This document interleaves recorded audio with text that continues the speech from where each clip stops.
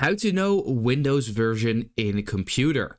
Well, that is what I'm going to show you guys in this super quick and easy tutorial. So if this video helped you out, let me know in the comments and let's get started right away. So all you basically want to do is be on your home screen. And once you are here, you can actually go to the search bar.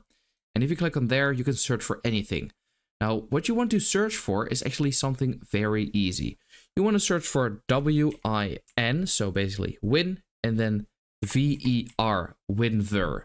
This basically is a command which stands for Windows version.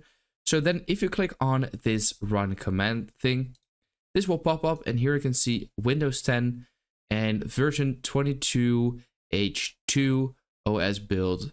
And I have the Windows Pro operating system, as you can see, and this project is licensed under this. So yeah, that is actually all there is to it. So that is how to know Windows version on a computer. I hope this video helped you out. Let me know in the comments if it did, and then I'll see you next time.